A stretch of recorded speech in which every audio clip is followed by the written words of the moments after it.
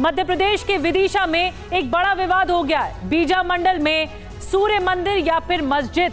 दरअसल मध्य प्रदेश के विदिशा के बीजा मंडल पर यह विवाद सूर्य मंदिर को मस्जिद कहे जाने पर आपत्ति के साथ सामने आया। हिंदू संगठनों ने कलेक्टर को, डीएम को ज्ञापन सौंपा है। एएसआई से मंदिर का ताला खोलने को कहा गया है। 1951 के गैजेट में मस्जिद का जिक्र है, यानी मस्जिद दर्ज है, ये एएसआई का कहना है। नाग पंचमी का दिन है और इसी वजह से नाग पंचमी पर पूजा की मांग की गई हिंदू पक्ष की तरफ से, और फिर उसके बाद ये विवाद पनपा, ज्ञापन भी सौंपा गया है। लेकिन एएसआई ने इस बात को लेकर कहा है कि 1951 के गजट में मस्जिद दर्ज है, इस जमीन पर ये मस्जिद दर्ज है। ये एएसआई का, आर्कियोलॉजिकल सर्वे ऑफ इंडिया का कहना है।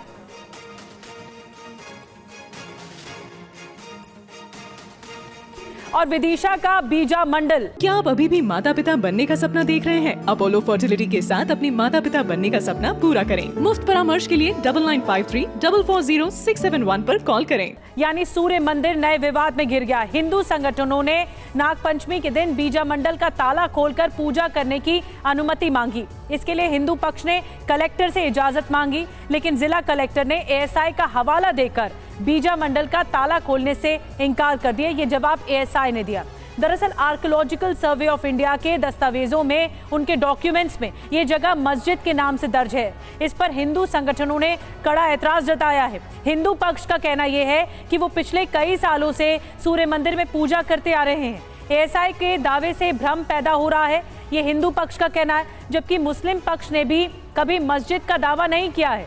अब हिंदू संगठनों ने जिला प्रशासन को इस मामले में एक मांग रखी है, ज्ञापन सौंपा है और एएसआई से सूर्य मंदिर को फिर से सर्वे कराने की मांग की गई है। और अब आपको बताते हैं कि बीजा मंडल पर यह विवाद आखिर है क्यों, क्या विवाद है। नाग पंचमी पर दरअसल हिंदू पक्ष ने बीजा मंडल खोलने की मांग की। हिंदू पक्ष ने कहा कि पिछले कई सालों से यहां पर पूजा होती आ रही है। हिंदू पक्ष ने ताला खोलने के लिए कलेक्टर को ज्ञापन सौंपा।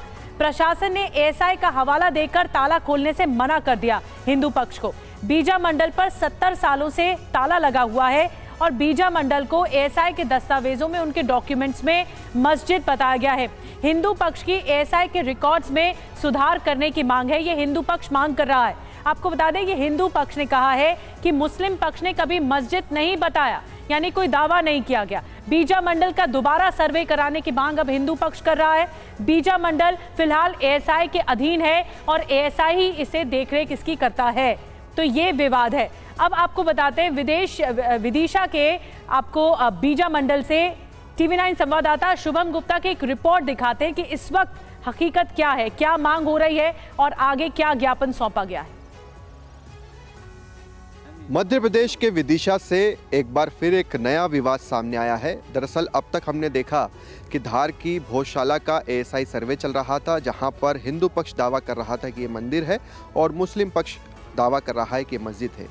ये तस्वीर हम आपको दिखा रहे हैं। दरअसल इसे सूर्य मंदिर कहा जाता है। हिंदू पक्ष हमेशा से यही दावा करता आया है कि यह विजय मंदिर है और जो नई संसद का निर्माण हुआ है वो भी इसी स्ट्रक्चर को देखते हुए, डिज़ाइन आप यूँ कहें कि यहीं से लिया गया है।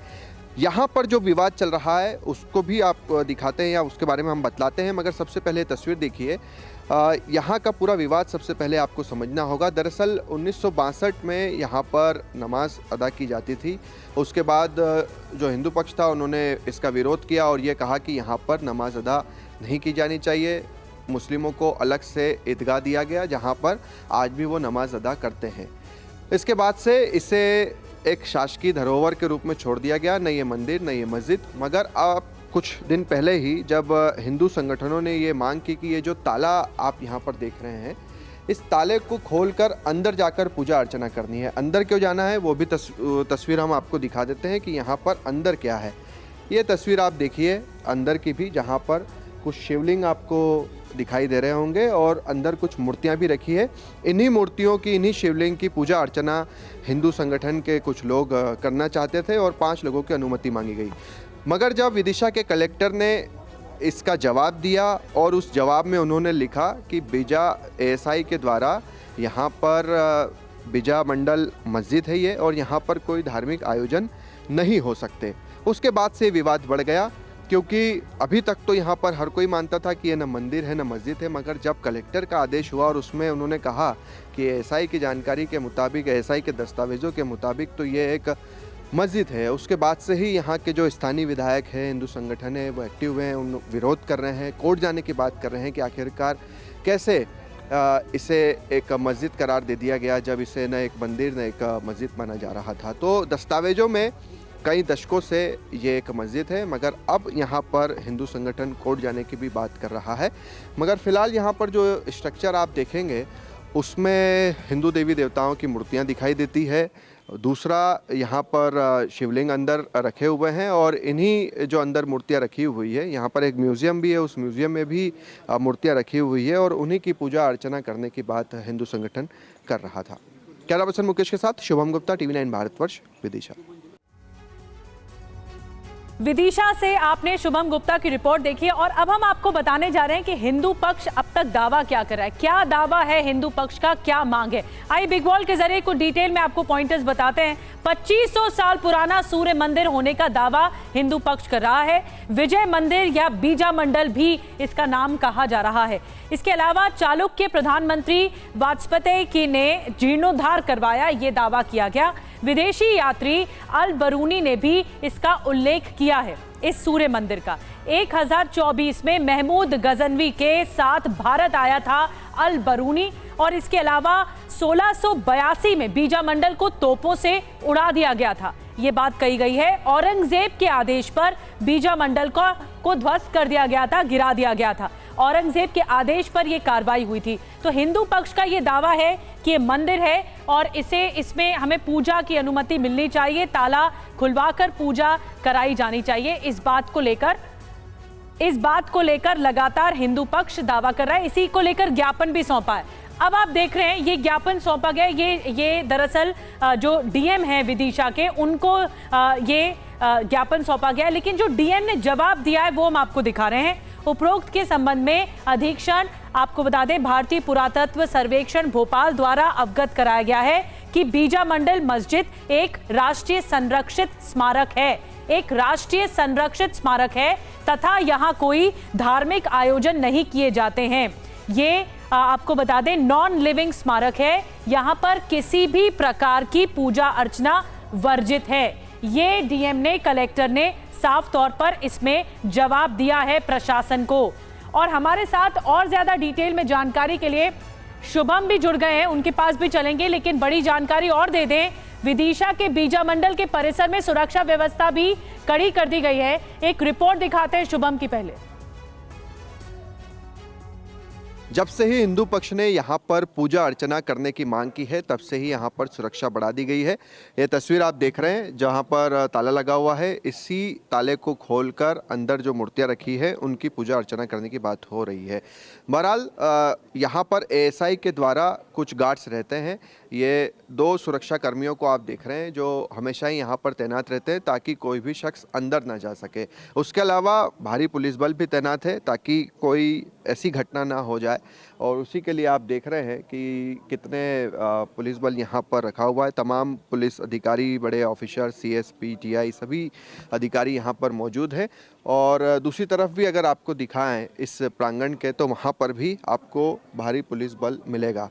चूँकि यहाँ पर पूजा अर्चना सुबह से नहीं बल्कि 4 बजे से शुरू होगी, लिहाजा उसके बाद लोग यहाँ पर आना शुरू होंगे, मगर उससे पहले ही सुरक्षा की दृष्टि से पुलिस मौजूद है।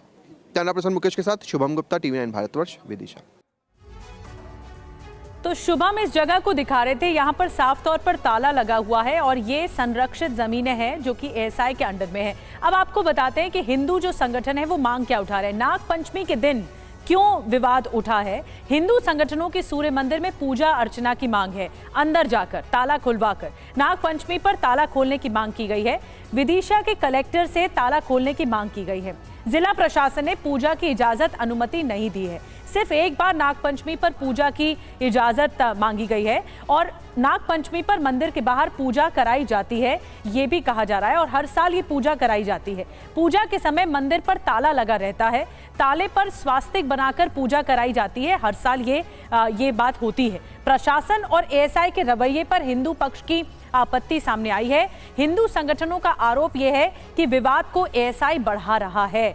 अब हमारे साथ शुभम जुड़ चुके हैं, वो और ज्यादा तफसील से जानकारी दे देंगे कि ये विवाद तो पनप चुका है। शुभम, हिंदू पक्ष मांग भी कर रहा है, ये भी कह रहा है कि हर साल नागपंचमी के अवसर पर पूजा होती थी, लेकिन अब अंदर जाकर मांग की गई है कि पूजा करनी है। लेकिन प्रशासन की ओर से जो जवाब आया है वो हम चाहेंगे आप एक बार फिर से बताएं, उनका क्या कहना है, क्या जवाब आया है उनका? देखिए, बिल्कुल इस पूरे विवाद को हम बड़ी आसानी से हमारे दर्शकों को समझा सकते हैं। दरअसल 1962 तक यहाँ पर नमाज अदा की जाती थी। उसके बाद हिंदू महासभा थी, उसने विरोध किया और ये कहा कि यहाँ पर नमाज अदा नहीं की जानी चाहिए, ये तो सदियों पुराना मंदिर है, सूर्य देवता का मंदिर है। और उसके बाद विवाद को रोकने के लिए मुस्लिम समाज को एक अलग जगह दे दी गई जिसे ईदगाह कहते हैं, और आज भी वहाँ पर मुस्लिम समाज नमाज अदा करता है। 1992 में ये जो स्ट्रक्चर आप देख रहे हैं, मंदिर देख रहे हैं बीजा मंडल, यहाँ पर बाढ़ के कारण इसका एक हिस्सा, एक दीवार ढह गई और उस दीवार ढही तो अंदर जब देखा तो कुछ साक्ष्य मिले और उसमें कुछ मूर्तियाँ मिली। उसके बाद हिंदू पक्ष ने कहा कि ये तो एक मंदिर है और यहाँ पर मूर्तियाँ इसका प्रमाण है, लिहाजा अब हमें यहाँ पर पूजा अर्चना करने दी जानी चाहिए। और ये तय हुआ कि नागपंचमी पर एक दिन आप यहाँ पर आएंगे। यहाँ पर एक मेला भी लगता है, अभी शाम के 4 बजे के बाद यहाँ की तस्वीर ही अलग होती है और पूजा अर्चना होती है। जो ताले की हम बात कर रहे थी वो भी हमारे दर्शकों को दिखा देते हैं। चूँकि इसके अंदर जाने की अनुमति नहीं है, यहाँ पर इसी ताले की जो है वो पूजा अर्चना करती हैं, स्वास्तिक यहाँ पर बनाते हैं। और अंदर क्या है वो भी हम आपको दिखा देते हैं। यहाँ पर कई मूर्तियाँ रखी हुई हैं, शिवलिंग रखे हुए हैं, वो भी आप तस्वीरों में देख पा रहे हैं। जो कलेक्टर से अनुमति मांगी गई इस बार कि हम 5 लोग अंदर जाना चाहते हैं और यहाँ पर जो मूर्तियाँ रखी हुई है उनकी पूजा अर्चना करना चाहते हैं, और उसके बाद जो जवाब आया वो जवाब हिंदू पक्ष को हैरान कर देने वाला था। और उस जवाब में ये कहा गया कि बीजा मंडल तो एक मस्जिद है, यहाँ पर धार्मिक आयोजन नहीं किए जा सकते हैं। इसी को लेकर यहाँ के जो स्थानीय विधायक हैं मुकेश टंडन बीजेपी के, उन्होंने भी आपत्ति ली कि इससे आखिरकार एएसआई ने कब मस्जिद करार दे दिया और दस्तावेज़ों में कब मस्जिद हो गया, जबकि 1962 में तो ये तय हुआ था कि न ये मंदिर है न मस्जिद है बल्कि एक शासकीय धरोहर है। उसके बाद से ही इसे मंदिर माना जाता था। हालांकि मुस्लिम यहाँ पर नमाज अदा फिलहाल नहीं करते हैं, उनके लिए तो 1962 में ही एक अलग जगह दे दी गई थी। तो विवाद अब ये यहाँ पर यह है कि एएसआई जो दस्तावेज है उसमें से मस्जिद शब्द को सबसे पहले तो हटाए, स्पष्ट करे कि ये मस्जिद नहीं है, ये मंदिर है। अन्यथा फिर अब ये मामला भी कोर्ट में ही जाएगा और वहीं से फिर चीज़ें तय होगी। जो भी प्रमाण, हिंदू पक्ष साक्ष्य, यहाँ की जो एक म्यूजियम भी है यहाँ पर, उसमें भी कई मूर्तियाँ रखी हुई है। और ख़ास बात तो ये है कि जो संसद, नया संसद है, उसका जो स्ट्रक्चर अगर आप देखें जो तैयार किया गया है, जो ड्रोन शॉट से इस मंदिर का दिखता है, वो भी इसी मंदिर से एक तरह से लिया गया है। विजय सूर्य मंदिर यहाँ पर यहाँ के हिंदू इसे मानते हैं और 1000 साल पुराना इसे बतलाते हैं। तो ऐसे में अब ये मामला कोर्ट में जाएगा और अब कोर्ट में ही एक तरह से ये तय होगा कि बीजापुर जो एएसआई मंदिर जिसे बता रहा है बीजा मंडल, वो एक मस्जिद नहीं बल्कि तो क्या शुभम, हिंदू पक्ष अब कोर्ट में जाने की मांग कर रहे हैं जैसा कि आप जिक्र कर रहे हैं, और इस मामले में कोई एएसआई का रिएक्शन सामने आया?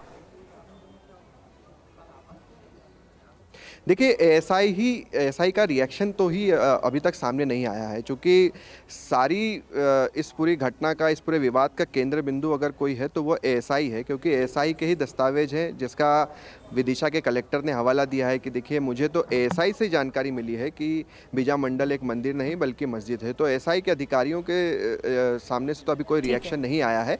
और दूसरा जो आपने जिक्र किया कि क्या हिंदू पक्ष अब कोर्ट का भी दरवाज़ा खटखटाएगा, तो उसकी भी पूरी तैयारी की जा रही है कि आखिरकार इस बीजा मंडल को, चूंकि एक ठीक है शुभम, ये मामला तूल पकड़ता हुआ दिख रहा है, ये विवाद तूल पकड़ता हुआ दिख रहा है। पूजा अर्चना की मांग कर रहा है हिंदू पक्ष, जैसा कि शुभम बता रहे थे। उन्होंने भली भांति तस्वीरें दिखाई हैं वहां पर कि वहां पर जो ताला लगा हुआ है, इसी ताले में स्वास्तिक लगाकर पूजा अब तक होती आ रही थी नागपंचमी पर। अब देखना होगा कि ऐसा इस पर क्या कुछ कहती है और आगे रुख क्या होता है। बहुत बहुत धन्यवाद शुभम आपका जानकारी देने के लिए इस पूरे बड़े मामले पर। आगे बढ़ते हैं, बात बांग्लादेश की कर लेते हैं। शेख हसीना के भारत में रहने पर TV9 संवाददाता मनीष झा के सवाल पर विदेश मंत्रालय का जवाब आया है।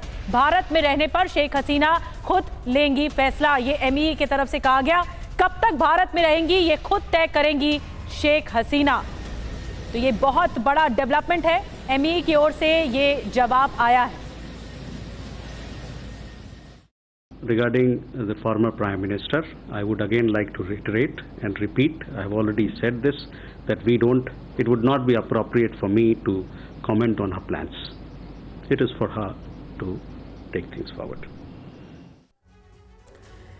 तो आइए अब आपको बताते हैं कि आखिर शेख हसीना किस सेफ लोकेशन पर हैं, कहां शेख हसीना और किस जगह पर हैं। 5 अगस्त की वो तारीख आपको याद दिला दें, गाजियाबाद के हिंडन एयरबेस पर उनका विमान उतरा। हिंडन एयरबेस पर एनएसए अजीत डोभाल ने मुलाकात की शेख हसीना के साथ। और जो पहली संभावना है, अभी कहां ठहरी हुई है, पहली संभावना ये कि हिंडन एयरबेस पर ही ठहरी हुई है और दूसरी संभावना यह है कि रॉ के सेफ हाउस में इस वक्त शेख हसीना हो सकती हैं। अब सवाल क्या है? सवाल यह है कि 5 दिन बाद भी कोई तस्वीर सामने क्यों नहीं आई है शेख हसीना की, कहां है, किस सेफ जोन में है? ये 5 दिन बाद भी सवाल बरकरार है। शेख हसीना की कोई तस्वीर सामने नहीं आई क्योंकि आनन फानन में बांग्लादेश को छोड़ना पड़ा। अब पहली बड़ी वजह क्या है? सुरक्षा के लिहाज से हो सकता है ये फैसला हो कि नहीं आई हो। शेख हसीना पर खतरा अभी टला नहीं है, पहली बड़ी बात। और वहीं दूसरी बड़ी बात यह है कि भारत में भी शेख हसीना पर हमले की आशंका है, इसीलिए उनकी तस्वीर नहीं आई। दूसरी वजह, बांग्लादेश में भारत विरोधी भावना बढ़ने का खतरा है, डर है, ये बहुत बड़ी गुंजाइश है, ऐसा हो सकता है बांग्लादेश में आक्रोश न बढ़े, इसीलिए सरकार ने दूरी बना ली है। शेख हसीना ने भी दूरी बना ली है और सरकार ने भी। नई रणनीति, तीसरी बड़ी वजह, नई रणनीति बनाने में जुटी हुई है शेख हसीना कि आगे करना क्या है।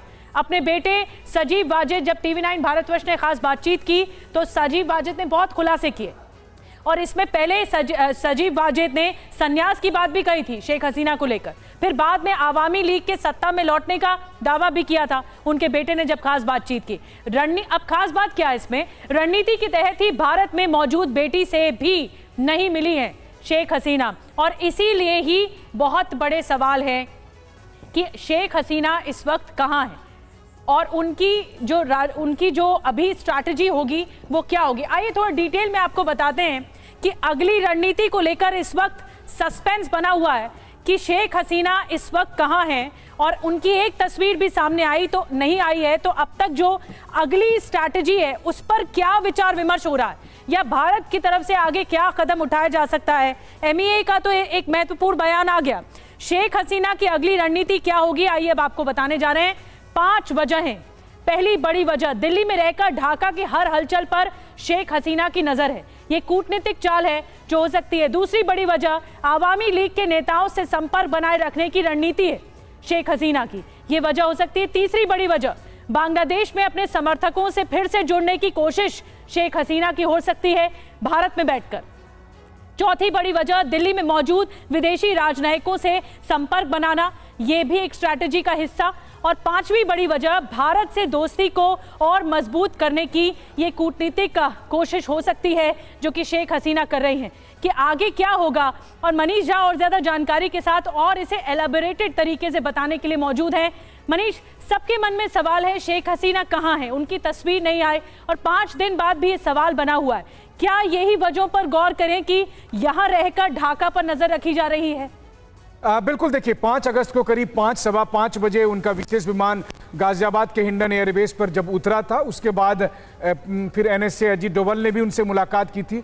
लेकिन अगले दिन से ये संभावनाएं बन रही है और बहुत हद तक मुझे भी एक लगता है, मैं अनुमान के आधार पर कहता हूं कि वो गाजियाबाद हिंडन बेस के बजाय वो रॉ के किसी सेफ हाउस में पहुंच चुकी हैं और वहां पर उन्हें सुरक्षित तौर पर रखा गया, क्योंकि सुरक्षा एक बड़ा खतरा है और भारत में भी जो शेख हसीना के विरोधी हैं वो उन्हें टारगेट कर सकते हैं। ये इस बात का अंदेशा भारत की सुरक्षा एजेंसियों को है। अब ऐसी स्थिति में देखिए कि अब आगे की रणनीति क्या होगी। आगे की रणनीति यही है कि मुसीबत आया जब शेख हसीना को तो भारत ने मदद दी, ये तो पूरी दुनिया ने देखा।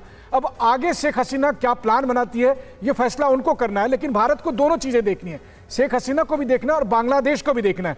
कल विदेश मंत्रालय के प्रवक्ता ने साफ तौर पर मेरे सवाल के जवाब में यही कहा था कि उनकी प्राथमिकता बांग्लादेश के लोग हैं, बांग्लादेश के लोगों का हित भारत की सबसे बड़ी प्राथमिकता है। ऐसे में बांग्लादेश के मौजूदा सरकार के साथ भी काम करना है और शेख हसीना को भी अपना समर्थन बनाए रखना है। अब शेख हसीना यहाँ पर रहकर एक्सप्लोर करेंगी, क्योंकि साफ तौर पर अब उनके बेटे ने यह कर दिया है कि ढाका में सत्ता में वापसी की कोशिश होगी और वो जानती है कि जब तक सत्ता में वापस नहीं होंगी उनका परिवार के सुरक्षा को लेकर सवाल बना रहेगा। तो इस तरह की तमाम जद्दोजहद से भी वो गुजर रही है और इसीलिए उन्हें सेफ लोकेशन में सुरक्षित रखा गया ताकि किसी भी तरह की कोई समस्या ना और आए। वैसे भी मनीष, जिस तरह के हालात थे बांग्लादेश में, जो हिंसा का दौर चला, जो अराजकता का दौर चला, वो बहुत हावी था और इसी वजह से उन्हें देश तक छोड़ना पड़ा। ब्रिगेडियर दत्ता हमारे साथ मौजूद हैं और ज्यादा तफसील से बताने के लिए। ब्रिगेडियर दत्ता, उनके बेटे ये कह देते हैं, टीवी पर जब हमने इंटरव्यू लिया उनके बेटे का, तो उन्होंने ये कहा कि आवामी लीग वापस लौट सकती है। फिर संन्यास की बात भी सामने आई, अपने बेटी से भी, अपने परिवार से भी नहीं मिली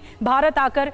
क्या इस वक्त दिलो दिमाग में चल रहा है? क्या रणनीति का हिस्सा हो सकता है शेख हसीना के?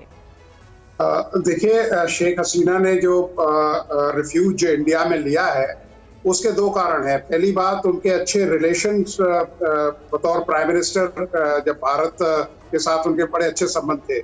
दूसरी ये है कि वो एक ऐसे सेफ जगह रहना चाहती हैं जहां वो उनकी सुरक्षा इंश्योर की जा सके। ये इस बात में कोई शक नहीं कि अभी आवामी लीग का कोई फ्यूचर हाल फिलहाल में नजदीक में दिखाई नहीं देता है, लेकिन भारत में रह के या किसी और ऐसे अन्य देश में जाके वो अपनी जो स्थिति है उसको कंसोलिडेट करेंगे।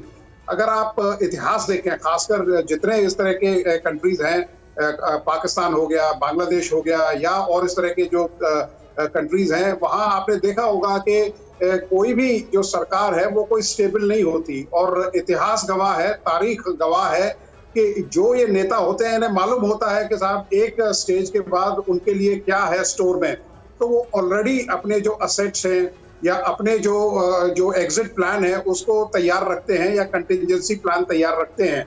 लेकिन हाँ, शेख हसीना एक अच्छी स्टेट्समैन है, डिप्लोमेट है, और डिप्लोमेटिक अप्रोच है उनकी, और वो यकीनन एक स्टेज बैक करेंगी। लेकिन हाल फिलहाल में उनके लिए कोई, I don't see any ray of hope इन कोई बांग्लादेश। राहत या कोई उम्मीद नजर नहीं आ रही। बड़ी बात ब्रिगेडियर दत्ता आप कर रहे हैं, मैं आपके पास आऊंगी। और एक बड़ी खबर इस बीच आ रही है, बहुत उथल पुथल है इस वक्त बांग्लादेश की राजनीति में। बांग्लादेश में अंतरिम सरकार के सलाहकार मोहम्मद यूनुस का बयान आ गया है। उन्होंने सत्ता संभाली है और फिर बयान आया कि देश में कहीं किसी पर हमला ना हो। मोहम्मद यूनुस का कहना है, हमले जारी रहे तो इस्तीफा दे दूंगा अगर इस तरह के हमले जारी रहे। हिंदुओं पर जो हमले हो रहे हैं उसको लेकर भी मोहम्मद यूनुस ने बड़ी बात कही है। तो बांग्लादेश में जो अंतरिम सरकार है उसके प्रमुख हैं मोहम्मद यूनुस। उनकी तरफ से बड़ी बात कही गई कि मैं, आप सभी मुझ पर भरोसा बनाए रखें और मैं काम करने आया हूं। बांग्लादेश संकट के 10 बड़े अपडेट अभी जल्दी से आपको बता देते हैं, उसके बाद हमारे साथ जो गेस्ट जुड़े हैं उनके पास चलेंगे। पहला बड़ा अपडेट, बांग्लादेश में अंतरिम सरकार का गठन हो चुका है। दूसरा बड़ा अपडेट, मोहम्मद यूनुस बने अंतरिम सरकार के प्रमुख, अभी फिलहाल वही देखेंगे। तीसरी बड़ी बात, शेख हसीना के विरोधी छात्र नेता नाहिद ने शपथ ली है। इसके अलावा चौथी बड़ी बात जो वहां से निकल कर आ रही है, प्रधानमंत्री मोदी ने मोहम्मद यूनुस को बधाई दी है कि उन्होंने इस बात को सत्ता संभाली है, सरकार बनाई है, गठन किया है। प्रधानमंत्री मोदी ने जताई हिंदुओं की सुरक्षा की उम्मीद, क्योंकि लगातार वहां हमले हो रहे हैं, इसलिए बहुत बड़ी बात है। छठी बात, यूएस ने कहा, अमेरिका ने कहा, लोकतांत्रिक भविष्य की रूपरेखा अब बननी चाहिए बांग्लादेश में। सातवीं बड़ी बात, तख्ता पलट के बाद से अब तक 232 लोगों की मौत हो चुकी है और यह सबसे ज्यादा चिंताजनक है। आरक्षण विरोधी आंदोलन के 23 दिन में 560 मौतें हो चुकी हैं। नौवीं बड़ी बात, भारत बांग्लादेश बॉर्डर पर बड़ी तादाद में लोगों ने शरण मांगी है, ये तस्वीर भी हमने कल देखी। और 10वीं बड़ी बात, ढाका की सेंट्रल जेल से फरार हो गए 209 कैदी भी। तो अभी भी उआपो की स्थिति बनी हुई है। और आपको बता दें कि एक तरफ तो मोहम्मद यूनुस ये कह रहे हैं कि अल्पसंख्यकों पर हमले हुए तो पद छोड़ देंगे, वहीं शेख हसीना के पार्टी नेताओं पर हमले हो रहे हैं। शेख हसीना इस वक्त भारत में हैं और वो ये भी कह रहे हैं उनके बेटे की वो आवामी लीग वापस आ सकती है सत्ता में। ब्रिगेडियर दत्ता, आप कैसे देखते हैं इन हालातों को?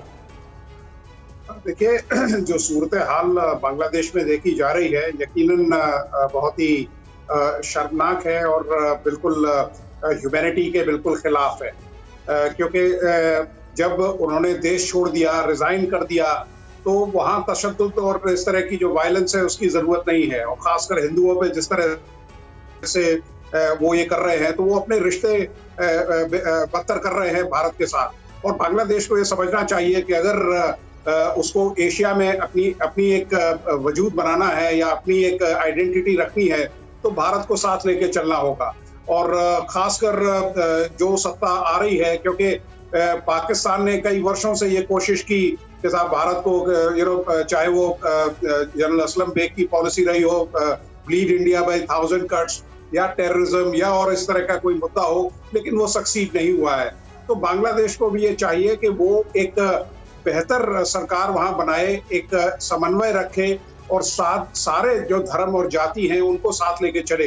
खासकर जो स्टूडेंट अनरेस्ट जो हुआ है, क्योंकि केवल स्टूडेंट अनरेस्ट नहीं था, इसके पीछे एक बहुत बड़ी साजिश है और कई सालों से इसकी जो बुनियाद थी वो रखी गई थी। क्योंकि आप ये देखिए, पंजाब में भी जब इंसर्जेंसी हुई थी तो उसका सृजन 1958 में जनरल अयूब खान ने शुरू किया था।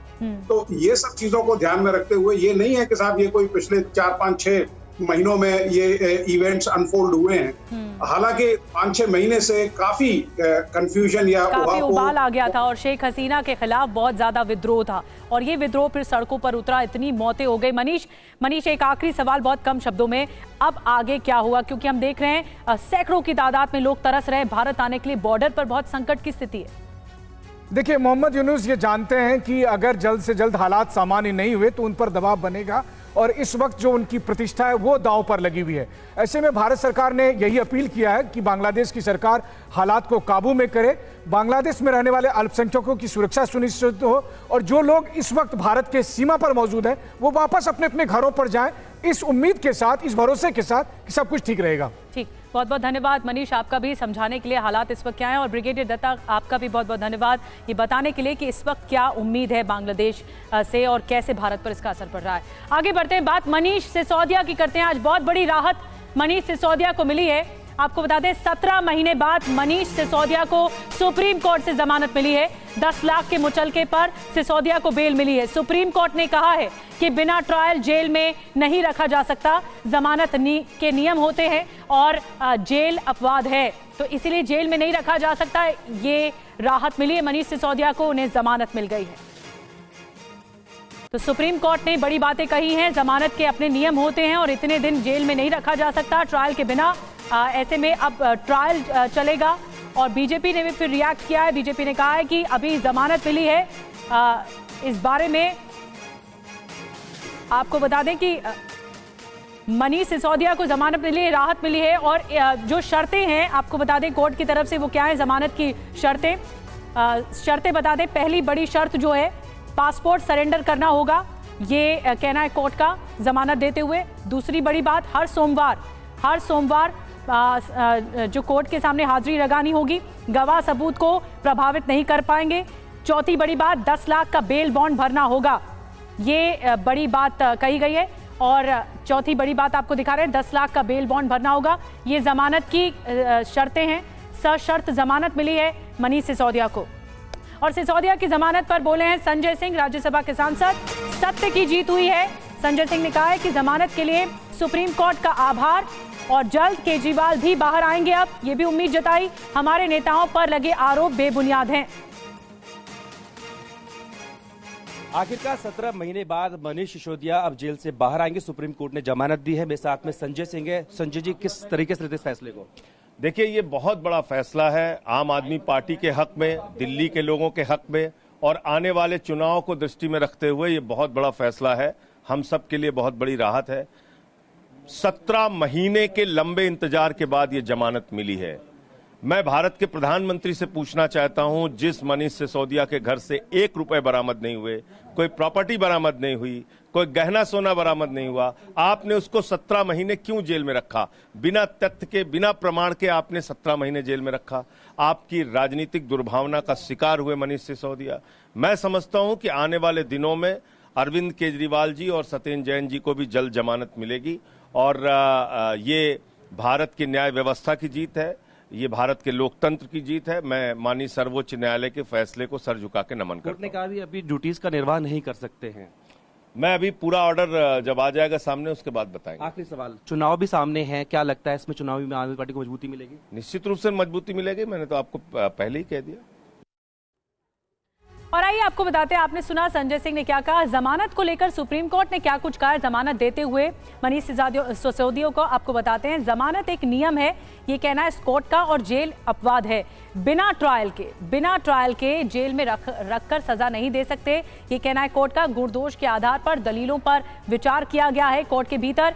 आपको बता दें कि 4 जून के आदेश को 7 महीने से ज्यादा हो चुके हैं और ऐसे में ट्रायल कोर्ट में फिर भेजना सांप सीढ़ी का खेल होगा। ये बहुत बड़ी टिप्पणी है। अपीलकर्ता को ट्रायल कोर्ट में भेजना न्याय का मजाक है। तेजी से सुनवाई याचिकाकर्ता का हक है, ये कहना है कोर्ट का, जिसके आधार पर उन्हें जमानत दी गई। और फिर ये एक बड़ी राहत सामने आई है, जिसमें बीजेपी ने भी आरोप ये लगा दिया कि सिसोदिया जमानत पर बाहर आ रहे हैं, उन्हें बरी नहीं किया गया है। बहरहाल आपको बता दें कि मनीष सिसोदिया को जमानत मिलने के बाद उनके घर के बाहर मिठाइयां भी बांटी गई हैं। उनके समर्थक मिठाई लेकर उनके घर तक भी पहुंच गए। आपको तस्वीरें दिखाएंगे जो मिठाइयां लेकर समर्थक पहुंचे हैं। ये खुशी का आलम है आम आदमी पार्टी के भीतर। लेकिन संजय सिंह ने कई सवाल भी पूछ दिए कि इतने महीने क्यों जेल में रखा मनीष सिसोदिया को बिना सबूतों के। अब आपको देखिए 2 तस्वीरें दिखा रहे हैं। 2 तस्वीरें जो बता रही हैं कि आम आदमी पार्टी में जश्न शुरू हो चुका है। मनीष सिसोदिया जो 17 महीने से जेल में थे, अब वो बाहर आ रहे हैं। जमानत मिल गई है उन्हें कोर्ट से, सुप्रीम कोर्ट से जमानत मिल गई है। तो दूसरी तरफ परिवार में भी खुशी का आलम है। मनीष सिसोदिया के घर पर भी मिठाइयां बंट रही हैं। अलग अलग नेताओं ने क्या कुछ कहा है ये भी आपको बता रहे हैं। आतिशी ने कहा है सत्यमेव जयते। संजय सिंह ने कहा है जल्द केजरीवाल भी बाहर आएंगे, उम्मीद जताई है। अरविंद केजरीवाल की पत्नी ने कहा है कि भगवान के घर देर है अंधेर नहीं है। और इस बीच जश्न शुरू हो चुका है। आपको बता दें कि मनीष सिसोदिया को जमानत मिलने पर मंत्री आतिशी भावुक भी हो गई। वो एक स्कूल का उद्घाटन करने गई थी। इस दौरान उन्होंने कहा कि आज शिक्षा क्रांति के जनक की जीत हुई है। झूठे केस में फंसाकर जेल में रखा गया। आज का दिन भारत के इतिहास में, भारत की शिक्षा व्यवस्था के इतिहास में जाएगा कि उस शिक्षा क्रांति के जनक की आज बेल हुई, आज सच्चाई की जीत हुई, शिक्षा की जीत हुई, दिल्ली के बच्चों की जीत हुई। तो आतिशी को आपने सुना, दिल्ली में मंत्री वो बोलते बोलते भावुक हो गई। और इस बीच आपको बता दें मनीष सिसोदिया आज शाम तक जेल से बाहर आ सकते हैं। बेल बॉन्ड भरने के बाद हो सकती है रिहाई। मनीष सिसोदिया की रिहाई आज शाम तक हो सकती है बेल बॉन्ड भरने के बाद। तो ये राहत की बात है मनीष सिसोदिया के लिए। 1.5 साल के बाद मनीष सिसोदिया के लिए एक राहत की खबर आई कि उन्हें अब जमानत मिल गई है। लेकिन कोर्ट ने कहा है कि आगे ट्रायल चलता रहेगा। अब आपको बताते हैं सिसोदिया को जमानत मिलने पर आम आदमी पार्टी का बयान भी आ गया है। सोशल मीडिया पर एक्स पर पोस्ट करके लिखा है आम आदमी पार्टी ने इस तस्वीर के साथ, सत्य परेशान हो सकता है पराजित नहीं। ये आम आदमी पार्टी ने पोस्ट में लिखा है, जिसमें मनीष सिसोदिया को आप देख रहे हैं और वो बचाव करते हुए दिख रहे हैं तमाम प्रहार से। और नीचे आप देख रहे हैं कि किस तरह से बच्चों को पढ़ा रहे हैं, शिक्षा का ज्ञान दे रहे हैं। और आपको बता दें कि दिल्ली बीजेपी अध्यक्ष वीरेंद्र सचदेवा ने मनीष सिसोदिया को जमानत मिलने पर ये कहा है कि जमानत मिलना अपराध मुक्त होना नहीं होता। भारतीय जनता पार्टी न्यायालय के निर्णय का हमेशा सम्मान करती है, लेकिन आज आम आदमी पार्टी के जो नेता सत्यमेव जयते लिख रहे हैं, जरा पिछले हफ्ते के माननीय सुप्रीम कोर्ट के निर्णय के बाद अपने किए हुए वक्तव्य को पढ़ लें। कैसी बौखलाहट थी, किस तरह का उनका व्यवहार था। लेकिन हम ये जानते हैं कि शराब नीति घोटाले में मनीष सिसोदिया को बेल मिली है, और किसी भी अपराधी को बेल मिलना वो अपराध मुक्त होना नहीं होता है। जांच अभी चल रही है, साक्ष्य कोर्ट के सामने आएंगे। अरविंद केजरीवाल हो, मनीष सिसोदिया हो या बाकी लोग हों, इन सब ने शराब नीति घोटाले में कमीशन खाई है, दलाली खाई है, और ये फैसला जनता की अदालत में सबके सामने होगा। और सिसोदिया को जमानत मिलने पर आम आदमी पार्टी इस वक्त प्रेस कॉन्फ्रेंस कर रही है। सीधे रुख करते हैं। और इसने एक बात का संदेश साफ तौर पर दिया है, कोई भी तानाशाही कितनी भी ताकतवर हो सकती है, लेकिन उसकी तानाशाही अनंत काल तक नहीं चल सकती।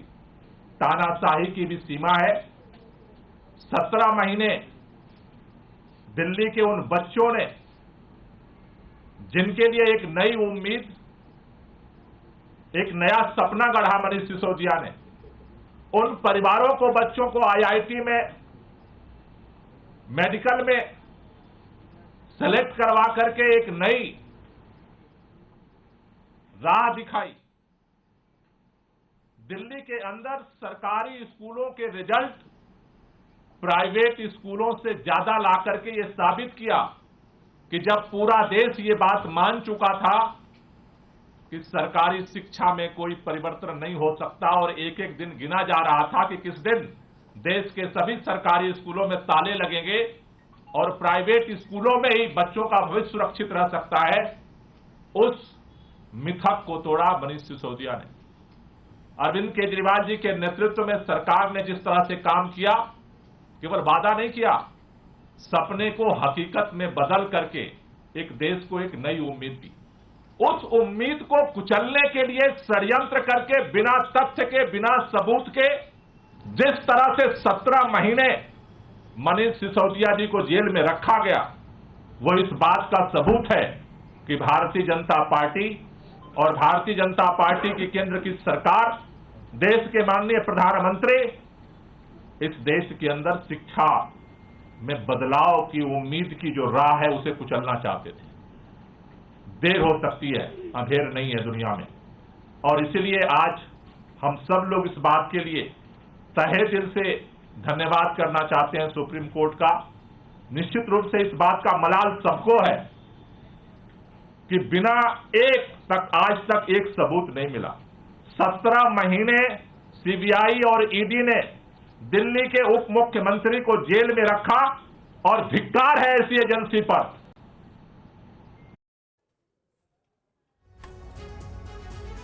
और इस बीच एक बड़ी खबर आपको बता दें, दिल्ली से आईएसआईएस आतंकी रिजवान अली गिरफ्तार हुआ है। एनआईए ने रखा था 3 लाख का इनाम।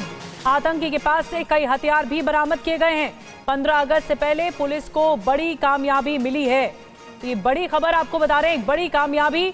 एनआईए ने इस आतंकी पर 3 लाख का इनाम रखा था और आईएसआईएस आतंकी रिजवान अली की गिरफ्तारी हो गई है। दिल्ली से गिरफ्तारी हुई है। 15 अगस्त से पहले पुलिस को बड़ी कामयाबी मिली है। और किस किस फिराक में था ये आतंकी, आपको बता दें। और ज्यादा जानकारी के लिए जितेंद्र शर्मा जुड़ चुके हैं। जितेंद्र, क्या जानकारी मिल रही? बड़ी कामयाबी मिली है, एनआईए ने इनाम भी रखा था इस पर। जी बिल्कुल, एक बड़ी कामयाबी दिल्ली पुलिस की स्पेशल सेल के लिए है। दरअसल दिल्ली पुलिस की स्पेशल सेल को जानकारी मिली थी कि रिजवान अली, जो कि दरियागंज के रहने वाला है और पुणे मॉड्यूल का एक अहम किरदार रहा है और लगातार फरार चल रहा था पिछले कई महीनों से, तो उसके बाद दिल्ली पुलिस को जानकारी मिली कि डाइवर्सिटी पार्क जो है नई दिल्ली इलाके में, वहां पर ये मौजूद है। जिसके बाद दिल्ली पुलिस मौके पर पहुंची, ट्रैप लगाया गया और उसके बाद इसकी गिरफ्तारी हुई। इसके पास से फिलहाल एक स्टार पिस्टल बरामद हुई है .30 बोर की, और साथ ही 3 जिंदा कारतूस इसके पास से बरामद हुए हैं। इससे पूछताछ की जा रही है, जानने की कोशिश की जा रही है कि आखिरकार 15 अगस्त से पहले कोई इनकी प्लानिंग तो नहीं थी, किसी बड़े धमाके को या किसी बड़ी साजिश को अंजाम देने की कोई कॉन्स्पिरेसी तो तैयार नहीं की गई थी। साथ ही यहाँ पर दिल्ली में किसके पास ये रुका हुआ था, किससे इसकी मुलाकात हुई, इस बारे में भी इससे पूछताछ की जा रही है। एनआईए का 3 लाख रुपए का इनामी ये टेररिस्ट था। इसके अलावा एनआईए ने यूएपीए, साथ ही दिल्ली पुलिस की स्पेशल सेल ने भी एक्सप्लोसिव एक्ट और यूएपीए के तहत इसके खिलाफ मुकदमा दर्ज किया हुआ था। बहुत बहुत धन्यवाद इस जानकारी के लिए। जितेंद्र बता रहे थे कि इस पर इनाम तो घोषित था ही, लेकिन इसके पास से कई हथियार भी बरामद हुए हैं। और 15 अगस्त से पहले दिल्ली पुलिस इस वक्त मुस्तैद हो चुकी है, एक्टिव हो चुकी है। पुलिस ने जगह जगह लगाए हैं आतंकियों के पोस्टर्स भी। दिल्ली पुलिस कमिश्नर के साथ अधिकारियों की बैठक भी लगातार चल रही है और संवेदनशील जगहों की सुरक्षा बढ़ाने का फैसला इसमें लिया गया है। और अंशुमन यादव की एक रिपोर्ट आपको दिखाते हैं दिल्ली से। स्वतंत्रता दिवस के मौके पर Delhi police high alert mode पर है और दिल्ली पुलिस कमिश्नर ने अधिकारियों के साथ बैठक की है और 15 अगस्त की तैयारियों का जायजा लिया है। मैं आपको बता दूं कि दिल्ली पुलिस द्वारा कुछ पोस्टर जगह जगह चिपकाए गए हैं जिसमें खालिस्तानी और आतंकियों के नाम, फोटो और उनकी पहचान जारी की गई है। आपको बता दें इस वक्त खान मार्केट के इस इलाके में क्योंकि शाम के टाइम बेहद भीड़ रहती है, बाजार यहाँ पर लाखों लोग की संख्या में यहाँ पर आते हैं। तो संवेदनशील इलाकों में सुरक्षा बढ़ाने का फैसला लिया गया है। खान मार्केट से आप ये रिपोर्ट देख रहे थे।